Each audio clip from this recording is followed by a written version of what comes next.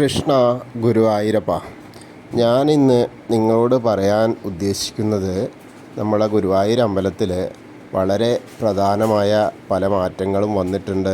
അതൊക്കെ അറിഞ്ഞു കാണുമല്ലോ. മറ്റൊന്നുമല്ല, ശ്രീകോവിലിനുള്ളിൽ പെയിൻറ്റ് മാറ്റി അടിച്ചത് കാരണം, നല്ല വെളുത്ത കളറ് ഉള്ളിൽ ശ്രീലകത്ത് അടിച്ചത് കാരണം നല്ല ദർശനം കിട്ടുന്നുണ്ട്. കാരണം ദൂരെ നിന്ന് പോലും വിഗ്രഹം കാണാൻ കഴിയുന്ന അവസ്ഥയായി. അതേപോലെ പുറത്തുള്ള ശ്രീകോവിലിൻ്റെ പുറത്തുള്ള നാലമ്പലത്തിലെ പെയിൻറ്റിങ്ങുകൾ, മോറൽ പെയിൻറ്റിങ്ങുകൾ കഴിഞ്ഞു, എല്ലാം മാറ്റി ഒക്കെ വരച്ചു. അതിനിടയ്ക്ക് ഒരു എന്താ പറയുക, നമ്മുടെ താമരക്കണ്ണന്, വളരെ പ്രാധാന്യമർഹിക്കുന്ന താമരക്കണ്ണന് ഒരു സ്ഥാനചലനം ഉണ്ടായിട്ടുണ്ട്. അത് പല കാരണം കൊണ്ടും നല്ലതും ചീത്തയൊക്കെ ആയിട്ട് ചിന്തിക്കാവുന്നതാണ്. കാരണം നമ്മൾ കാലാകാലങ്ങളായിട്ട് കണ്ടിരുന്നത് ഗ്രില്ലിനപ്പുറത്ത് ആ സൈഡിൽ ആണ്.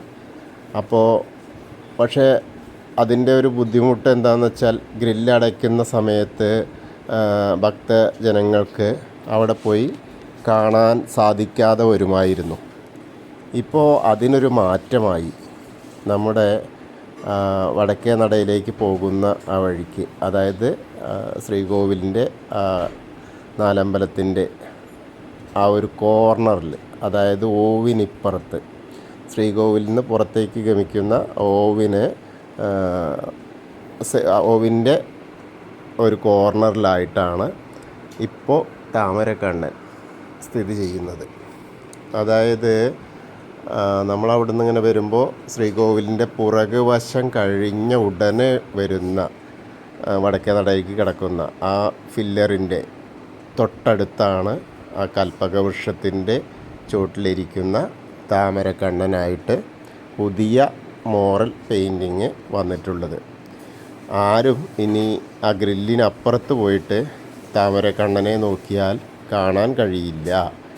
അതാണ് വളരെ പ്രധാനമായ ഒരു കാര്യം. ഈ പുതിയ മാറ്റങ്ങൾ വന്നത് ഞാൻ പറഞ്ഞല്ലോ, രണ്ട് കാര്യം കൊണ്ട് നമുക്ക് ഗുണമാണ് ദോഷമാണ് എന്ന് പറഞ്ഞ മാതിരി. കാരണം നമ്മൾ നിത്യേന കണ്ടിരുന്നത് ഗ്രില്ലിനപ്പുറത്ത് വന്നിട്ടാണ് എല്ലാവർക്കും. ഇന്നലെയാണ് പുതിയ താമരക്കണ്ണൻ മിഴി തുറന്നത്. ഇന്നലെ പന്തീരടി പൂജയ്ക്ക് ശേഷമാണ് പുതിയ താമരക്കണ്ണന് മിഴി തുറന്ന് ഭക്തർക്ക് ദർശനം അരുളി തുടങ്ങിയത്.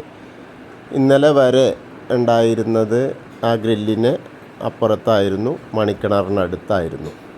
ഇപ്പോൾ അത് മാറി മണിക്കിണറും നൃത്താറയും ആ ഭാഗത്ത് വരുമെങ്കിലും ബാക്കിയുള്ള താമരക്കണ്ണൻ വരുന്നത് നമ്മളെ ശ്രീകോവിലിൻ്റെ പുറകു വശത്തുനിന്ന് വടക്കേ നടയിലേക്ക് പോരുന്ന ആദ്യത്തെ ഫില്ലറ് കഴിഞ്ഞ ആ ഒരു ഇട വരുന്ന സ്ഥലത്താണ്. അത് ഭക്തജനങ്ങൾക്ക് ഒരു കണക്കിന് പറഞ്ഞാൽ ധാരാളം ആളുകൾക്ക് ആർക്കും ബുദ്ധിമുട്ടില്ലാതെ താമരക്കണ്ണനെ ദർശിക്കാനുള്ള ഒരു സൗകര്യം ആയി എന്നത് ഒരു നല്ല കാര്യമായിട്ട് തോന്നുന്നു. പക്ഷേ നമ്മൾ പഴയ ആ സ്ഥലം നമ്മളെ മനസ്സിൽ നിന്ന് മാറേണ്ടി വരുന്നു എന്നുള്ളത് ഒരു വിഷമകരമായ ഒരു കാര്യമാണ്. കാരണം പിന്നെ മാറ്റങ്ങൾ എപ്പോഴും വരാണല്ലോ.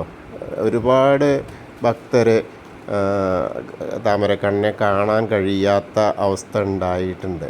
അപ്പോൾ അതിനൊരു പരിഹാരമായിട്ടാണ് താമരക്കണ്ണൻ ഇപ്പോൾ ഈ സൈഡിൽ വന്നപ്പോൾ ഇനി ആർക്കും, നാലമ്പലത്തിലേക്ക് ദർശനത്തിന് വരുന്ന ആർക്കും താമരക്കണ്ണനെ കാണാവുന്ന തരത്തിലാണ് ഇപ്പോഴത്തെ താമരക്കണ്ണൻ്റെ സ്ഥാനം.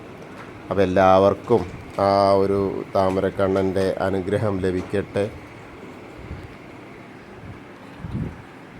പിന്നെ എന്താണെന്ന് വെച്ചാൽ, തൂണിലും തുരുമ്പിലും സർവ്വചരാചരങ്ങളിലും വസിക്കുന്ന ഭഗവാനാണ് നമ്മുടെ ഗുരുവായൂരപ്പൻ. കാരണം പൂന്താനത്തിൻ്റെ മരപ്രഭു എന്ന് പറഞ്ഞ് ആ പരിഹാസത്തിൽ അതിന് മറുപടിയായിട്ട് ആ ശരീരി പറഞ്ഞത്, ഞാൻ അമരപ്രഭു മാത്രമല്ല മരപ്രഭു കൂടിയാണ് എന്ന് പറഞ്ഞതുപോലെ താമരക്കണ്ണൻ എവിടെയായാലും ആ താമരക്കണ്ണനിൽ ഗുരുവായൂരപ്പൻ്റെ ചൈതന്യം ഉണ്ടാവും എന്നുള്ളത് നമുക്കെല്ലാവർക്കും അറിയാവുന്ന കാര്യമാണ്.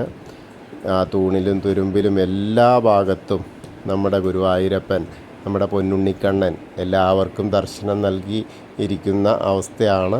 അപ്പോൾ എല്ലാവരും ഇനി ആ ഗ്രില്ലിനപ്പുറത്ത് പോയിട്ട് താമരക്കണ്ണനെ അന്വേഷിക്കാൻ നിൽക്കണ്ട. ഗ്രില്ലിന് ഇപ്പുറത്താണ് ആ താമരക്കണ്ണൻ്റെ ദർശനമുള്ളത്. അതെല്ലാവരും ഒന്ന് പരസ്പരം അങ്ങോട്ടും ഇങ്ങോട്ടും പറയുക.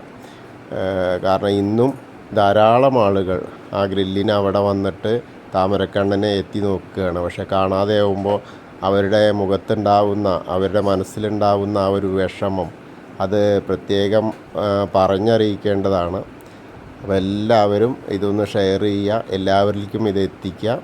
താമരക്കണ്ണൻ ഇങ്ങോട്ട് മാറിയെണ്ണു എന്നുള്ള കാര്യം. അപ്പോൾ എല്ലാവർക്കും ആ ഗുരുവായൂരപ്പൻ്റെ അനുഗ്രഹം ലഭിക്കട്ടെ. കൃഷ്ണ ഗുരുവായൂരപ്പ ശരണം.